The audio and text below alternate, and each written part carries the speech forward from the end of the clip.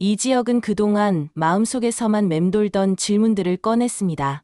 누가, 왜, 지금 이 타이밍에.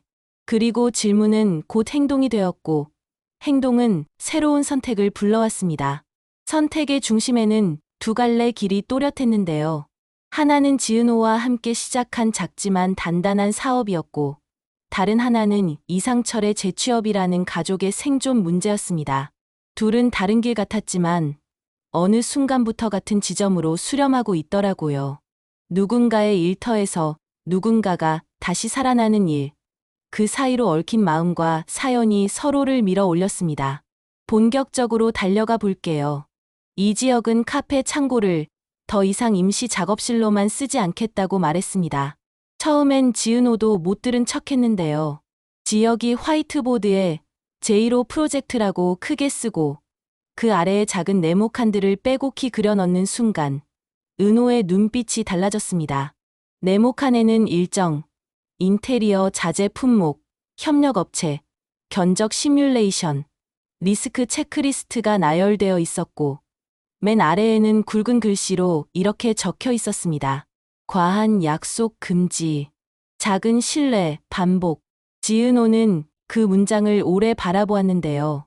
예전에 자신의 고백이 부서졌던 자리, 버스 정류장에서 돌아서던 밤, 응급실의 소독약 냄새. 그 모든 기억이 떠올랐지만 이상하게도 그 문장 앞에서는 마음이 조금 덜 아팠습니다. 작은 신뢰를 반복한다. 이건 자기에게도 지역에게도 필요한 말이었거든요. 두 사람은 첫 고객 섭외부터 원점에서 시작합니다. 성재가 사무실을 얻어주겠다고 했을 때 지역이 왜 언성을 높였는지 은호는 뒤늦게 이해했습니다. 자기 힘으로 시작하고 싶다는 자존심이었는데요. 그 자존심이 과거의 오만과 같지 않다는 걸 은호는 요즘 들어 자주 확인했습니다. 밤새 철거 현장에서 손에 굳은 살을 만들고 낮에는 벽지 샘플북을 들고 동네 부동산을 도는 사람. 필요한 말만 짧게 하고 필요 없는 체면은 내려놓는 사람. 은호는 그 사람을 다시 보게 됐습니다. 첫 발주를 얻기까지 쉽지 않았습니다. 동네 소형 카페 사장 몇 명에게 제안을 넣었는데 돌아오는 대답은 비슷했어요.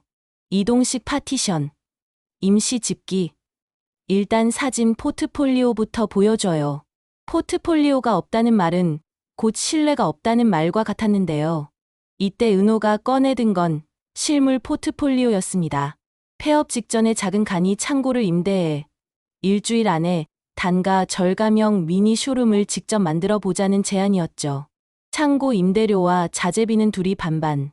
대신 쇼룸은 언제든 고객을 데려와 보여줄 수 있고 지역은 배관전기, 구간의 하자 대응력을 실물로 증명하기. 말로 믿게 하는 데는 한계가 있더라고요. 보여주면 다음이 달라집니다. 은호가 이렇게 말했는데요. 지역은 좋다라고만 하고 금방 계산기를 두드렸습니다. 과거라면 구구절절 설명하고 혹은 무심하게 넘겼을 텐데 지금은 다릅니다. 숫자로, 일정으로, 작업 순서로 대화가 오갔습니다. 쇼룸을 만드는 동안 이상철은 다른 싸움을 시작했습니다. 재취업 문턱에서 계속 좌절한 끝에 그는 주변에서 소개받은 운전기사 채용 공고에 눈을 씁니다.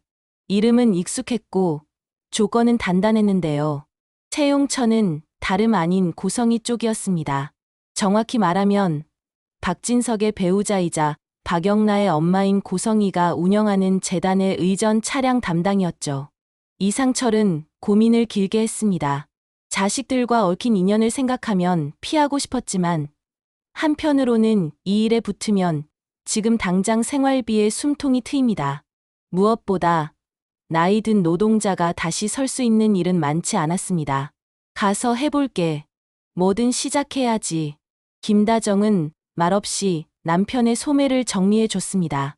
말로 위로하면 더 아플까봐 손끝으로만 격려를 전한 거죠. 조옥래는 호들갑 떨듯 운전 조심해, 조심 또 조심을 외쳤고 김장수는 면접 보러 가는 날은 굳이 나한테 말 안 해도 된다며 대신 콩나물국을 끓여 건네줬습니다. 말은 뻣뻣했지만 마음은 다정했는데요. 이런 장면이 이 집안에서는 자주 벌어졌습니다. 각자 투박해서 말로는 잘 못하지만 몸으로 서로의 등을 떠미는 방식이랄까요. 면접장에서는 여러 질문이 쏟아졌습니다. 긴 시간 대기, 갑작스러운 일정 변경, 야간 운전 모두 괜찮겠느냐는 물음이 반복됐습니다. 이상철은 정직하게 대답했는데요. 제가 늦는 일은 없습니다. 지켜야 할 시간은 반드시 지킵니다. 다만 안전과 법을 어기라는 요구는 못합니다. 그 한마디에 면접관들이 서로 눈치를 주고받더라고요. 고성희가 마지막으로 묻습니다. 우리 쪽은 속도가 중요합니다. 회장님, 일정은 분 단위로 움직여요. 그걸 맞출 수 있습니까? 이상철은 잠시 머뭇거리다 이렇게 정리했습니다. 해보겠습니다. 다만 위험한 속도를 내는 건 오래 못 갑니다. 오래 가려면 정해진 규칙 안에서 최선을 다해야 합니다. 그날 저녁, 고성희는 따로 전화를 걸어 조건을 제시합니다. 한 달 수습, 첫 주는 동행 테스트, 제 일정부터 태워보세요. 냉정한 말투였지만 어딘가 흥미가 비치는 음색이었습니다. 오래전 가난을 버티고 기회를 붙잡아 신분을 올린 사람만이 갖는 특유의 긴장감이었는데요. 이상철은 감사합니다라고 짧게 답하고 전화를 끊었습니다. 전화를 끊고 나니 묵직한 안도의 숨이 먼저 나왔고 그 다음에 아주 작은 기대가 조용히 올라왔습니다. 다시 일할 수 있다는 것, 누군가의 시간을 책임진다는 것, 그건 자존심을 깎는 일이 아니라 오히려 자존심을 지키는 일이었거든요. 한편 쇼룸은 생각보다 빠르게 뼈대를 드러냈습니다. 지역은 배전반을 다시 짜면서 비용을 줄일 수 있는 배선 설계를 보여줬고 은호는 동선 최적화로 손님 회전율을 높이는 가구 배치안을 만들었습니다. 두 사람은 첨예하게 부딪히는 구간마다 근거 있는 한 표를 던졌는데요. 지역이 기술적 안전을 이유로 의견을 내면 은호는 사용자 경험을 근거로 맞받았습니다. 싸움이 길어질 기미가 보이면 둘 중 하나가 이런 말을 꺼냈습니다. 잠깐, 우리 둘 다 이기려고 하는 거 아니죠? 고객 문제를 해결하려는 거죠. 그러면 공기는 금방 가라앉고 다시 도면으로 돌아가게 되더라고요. 그렇게 만들어낸 쇼룸에 첫 손님이 들어선 날, 웃지 않으려 해도 표정이 풀렸습니다. 손님은 동네에서 디저트를 꽤 잘 만든다는 작은 공방 카페 사장이었는데요. 그는 쇼룸을 한 바퀴 돌자마자 딱 하나를 물었습니다. 이대로 하면 공사 기간이 얼마나 줄어들죠? 지역이 수치로 답했고 은호는 공사 중 영업을 가능하게 하는 포터블 카운터와 분리형 바닥재 솔루션을 설명했습니다. 그 사장은 잠깐 침묵하더니 이렇게 말했습니다. 이번 주 안에 계약서 볼 수 있을까요? 그 순간 지역의 눈이 반짝였는데요. 그 반짝임을 본 건 은호가 처음은 아니었습니다. 예전에도 본 적이 있었지만 그때의 반짝임은 자만과 통했습니다. 지금의 반짝임은 다르게 보였어요. 자기가 쌓아올린 근거 위에서만 빛났고 타인의 시간을 존중하는 색으로 조심스럽게 번졌습니다. 은호는 알 수 있었습니다. 이 사람의 내면에서 비혼주의라는 단어가 여전히 자기 삶의 축이지만 그 축을 남의 상처 위에 세우지는 않으려 한다는 거요. 문제는 늘 외부에서만 오지 않습니다. 내부에서도 튀어나옵니다. 계약이 성사되자마자 성재가 달려왔습니다. 축하한다. 그런데 왜 아직도 창고에서 버티냐? 사무실 내라. 비용은 내가 말끝을 잇기도 전에 지역이 고개를 저었습니다. 고맙다. 근데 이번만큼은 우리가 번 돈으로 들어가고 싶다. 성재의 표정이 잠시 굳었습니다. 너한테 주는 게 아니라 일에 투자하는 거야. 이 말은 조금 아팠습니다. 성재가 진심으로 도우려는 마음을 시혜로만 느끼는 것 같았거든요. 은호가 그 사이에 들어 한마디를 보탰습니다. 성재 선배, 우리가, 아니 지역 선배가 이번엔 자기 두 발로 서보려는 거예요. 조금만 기다려주세요. 그날 밤 성재는 혼자 술잔을 기울였습니다. 지은호를 향한 마음이 자기 속에서 자꾸 다른 형태로 자라는 걸 느끼고 있었는데요. 보호와 지원이 애정으로, 애정이 욕심으로, 욕심이 어느 순간부터는 통제 욕구로 변해가는 걸 알아차렸습니다. 알면서도 멈추기가 어렵더라고요. 너, 왜 사랑이 꼭 필요하냐고 했지. 난 내가 필요하다. 이 바보야. 그는 속으로만 중얼거렸습니다. 이상철의 첫 동행 테스트 날, 비가 억수로 쏟아졌습니다. 출근하자마자 전달받은 일정표는 촘촘했고, 안내 요원은 지각하면 바로 교체라고 단호히 못 박았습니다. 고성이는 말수가 적었습니다. 오전 회의, 점심 의전, 오후 재단 행사, 저녁 사적 모임. 사적 모임은 늦어도 좋지만 귀가 시간은 상황 보며 조정. 딱 이 정도만 전달하고 뒤로 몸을 기댔습니다. 이상철은 전방만 보면서 손에 땀이 찰 정도로 집중했습니다. 속도를 과하게 올리지도 필요 이상으로 줄이지도 않았습니다. 회전 구간마다 차량이 흔들리는지 구두로 체크했고 위험한 끼어들기가 눈앞에 보이면 피해갔습니다. 점심 의전 장소에 정확히 예정 시각 2분 전에 도착했을 때 고성이가 처음으로 짧게 물었습니다. 경력은 오래죠? 회사 다니며 오래 운전했습니다. 밤길도 많이 달렸고요. 정확하고 튀지 않네요. 칭찬인지 평가인지 모를 말투였습니다. 이상철은 그냥 고개를 끄덕였습니다. 속으로는 튀지 않는 게 칭찬이면 다행이라고 되뇌었고요. 그날 밤 집에 돌아온 이상철은 아무렇지 않은 척 콧노래를 부르다가 거실 한가운데서 멈춰 섰습니다. 김다정이 물었습니다. 첫날 어땠어? 힘들었는데 해볼 만하더라. 그럼 됐어. 그 대답 하나로 이 집은 긴 밤을 짧게 넘겼습니다. 조옥래는 손주들 방 앞에서 한동안 서성이다. 결국 방문을 톡톡 두드려 내일 아침에 미역국 끓여줄게라고 예고만 하고 돌아섰습니다. 김장수는 휴대폰으로 운전기사 근골격 스트레칭 영상을 찾아 재생 목록에 저장했습니다. 누가 시키지 않았는데도 이 집은 늘 이렇게 서로의 다음 날을 준비했습니다. 동시에 두 번째 고객 미팅을 준비합니다. 이번에는 영업 중 리뉴얼을 원하는 베이커리였는데요. 아이 동반 손님이 많은 곳이라 소음과 먼지, 동선 통제가 핵심 과제였습니다. 지역은 이동식 방진막과 소음 차단 매트를 시뮬레이션했고 은호는 어린아이 시야 높이에 맞춘 안전 안내 표지와 임시 놀이 테이블을 제안했습니다. 사장은 두 사람의 설명을 듣다가 조용히 고개를 끄덕였습니다. 이 정도면 손님을 잃지 않겠죠. 그 질문은 사실상 신뢰의 확인이었고 두 사람은 서로를 한번 바라본 뒤 정확한 숫자와 일정으로 답했습니다. 여기까지는 좋았습니다. 문제는 그날 밤 뒤늦게 터졌습니다. 지강호가 사채업자 문제로 불쑥 연락을 해온 거죠. 누나, 나 진짜 이번엔 잘할 수 있어. 한 번만 더. 은호는 이미 수십 번 들었던 문장을 또 들었습니다. 지역은 옆에서 조용히 지켜보다가 끝내 전화기를 받아들었습니다. 형이 같이 갈게. 너와 누나 사이의 돈 얘기 지금은 내가 받아줄게. 이 말에 은호의 가슴이 철렁했는데요. 고마움과 불안이 동시에 들이쳤습니다. 또 빚을 지는 건 아닐까 하는 두려움. 이번에는 다르게 해보자는 간절함이 한꺼번에 뒤엉켰습니다. 결국 셋은 한밤중 작은 사무실에서 마주 앉았습니다. 사채업자는 익숙한 표정으로 조건을 늘어놨습니다. 이자는 어제보다 높아졌고 담보 요구는 더 노골적이었습니다. 지역은 자리를 박차고 일어서지 않았습니다. 대신 조용히 펜을 들어 종이에 상환 시뮬레이션을 그렸습니다.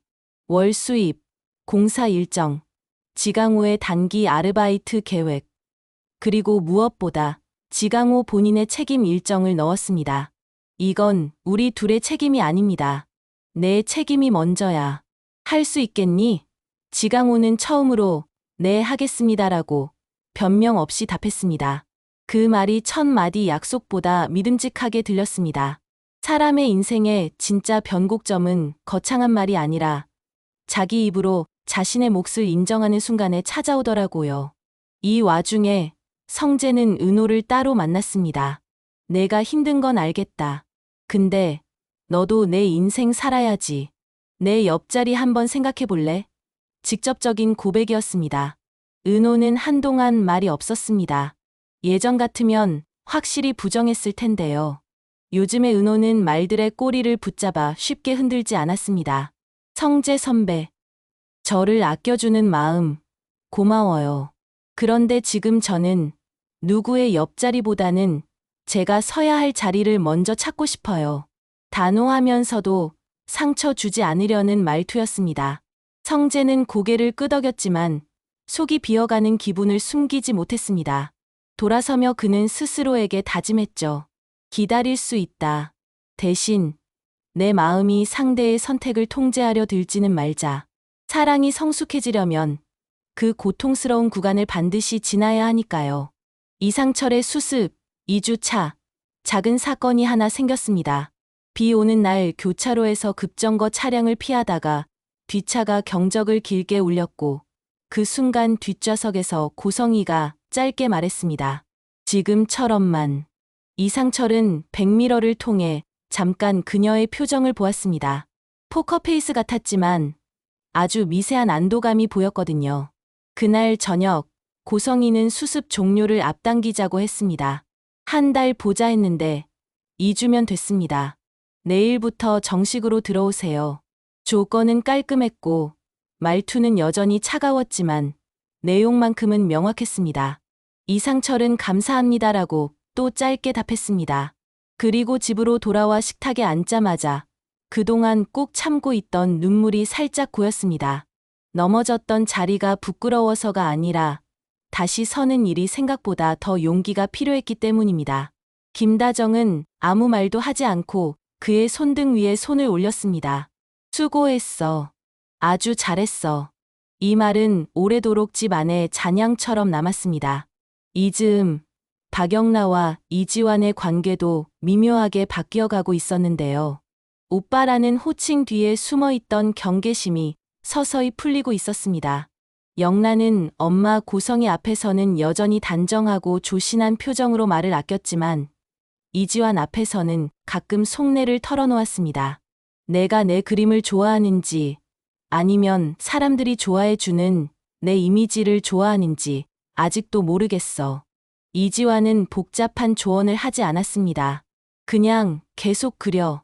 손이 움직이는 날은 좋은 날이고 손이 멈추는 날은 쉬는 날. 둘 다 너니까. 이런 단순한 말이 영라에게는 이상하게도 깊이 박혔습니다. 사랑이란 게 꼭 격정으로만 자라지는 않더라고요. 조용한 실내 위에 얹히기도 합니다. 그날 저녁, 둘은 쇼룸에 앉아 라면을 나눠 먹었습니다. 서툰 축배였지만 진짜 축배였습니다. 은호가 조심스럽게 물었습니다. 지혁 선배, 왜 이렇게까지 하는 거예요? 지혁은 잠시 말이 없더니 짧게 웃었습니다. 내가 한번 크게 틀어졌잖아. 그래서 이제는 틀어질 만한 구석을 먼저 찾아서 메우고 싶어. 사람 마음은요? 사람 마음은 강요하면 도망가고 기다리면 돌아오더라. 은호는 그 말을 오래 씹었습니다.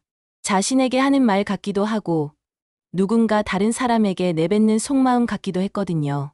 어쩌면 둘 다였을 겁니다. 이상철의 직장에서도 작은 변화가 있었습니다. 고성희는 여전히 단호했지만 이상철에게만은 간혹 농담을 던지기 시작했습니다. 기사님, 오늘은 제가 늦었죠. 그럼 제가 커피라도 사야 하나요? 늦으신 건 아닙니다. 정시에 오셨습니다. 아, 역시 원칙주의자. 이들의 대화는 짧고 건조했지만 그 사이로 묘한 신뢰가 생겼습니다. 고성희는 살면서 수없이 많은 사람을 지나쳤습니다. 돈 앞에서, 권력 앞에서 자리를 지키는 사람과 무너지는 사람을 다 보았죠. 이상철은 그 어느 쪽에도 서두르지 않는 사람이었습니다. 그래서인지 그녀는 어느 날 갑자기 이런 질문을 꺼냈습니다. 기사님 댁은 요즘 괜찮으세요? 네. 다들 각자 자리에서 버팁니다. 버틴다는 말 좋아하지 않는데 기사님 입에서 나오니까 좀 든든하네요. 이건 칭찬이었습니다. 이상철은 백미러를 통해 아주 잠깐 미소를 지었습니다. 이즈음, 성재는 스스로를 다시 바라보기 시작했습니다. 은호에게서 돌아온 제 자리부터 찾겠다는 말을 곱씹다 보니 자신의 자리가 무엇인지 묻게 되었거든요. 지역의 절친이라는 자리, 회사의 본부장이라는 자리, 그리고 누군가의 연인이 되고 싶은 사람이라는 자리. 자리마다 기대가 있고 그 기대는 때로 사람을 비틀어 놓습니다. 성재는 오래 전부터 당연하게 누리던 지원자의 역할을 잠시 접었습니다. 대신 지역의 견적서에 조용히 빠진 항목 하나를 알려주고 영업 일정 중 겹치는 구간의 조심 포인트를 메모로 정리해 보냈습니다. 도와주되 주인이 되려 하지 않는 방식. 그게 생각보다 더 어려웠지만 성재는 해보기로 했습니다. 사랑도, 우정도, 일도 결국 같은 자리에서 자랍니다. 상대의 자리를 침범하지 않을 때. 그리고 드디어 세 번째 프로젝트 제안 요청이 들어옵니다. 이번엔 규모가 달랐습니다. 신도시의 중형 키친 카페 복합 매장. 예산은 크지만 위험도 컸고 외부 루머에 민감한 투자자들이 엮여 있었습니다. 은호는 준비해 둔 투명성 패키지 공정별 공개 리포트, 실시간 하자 대응판 고객 커뮤니티, Q&A를 전면에 내세웠습니다. 지역은 전기배관 소방 동선의 통합 설계를 하나의 스마트 체크리스트로 묶어 현장 작업자가 모바일로 바로 체크할 수 있게 하겠다고 약속했습니다. 제안 발표 내내 침묵하던 발주처 대표가 마지막에 물었습니다. 외부에서 근거 없는 루머가 들어오면 어떻게 하실 겁니까? 지역은 숨을 고르고 말했습니다. 저희는 루머와 싸우지 않습니다. 기록으로 답합니다. 그리고 기록은 누구나 확인할 수 있게 열어두겠습니다. 그 답은 이 회사가 앞으로 무엇으로 버틸지 정확히 보여주는 선언이었습니다.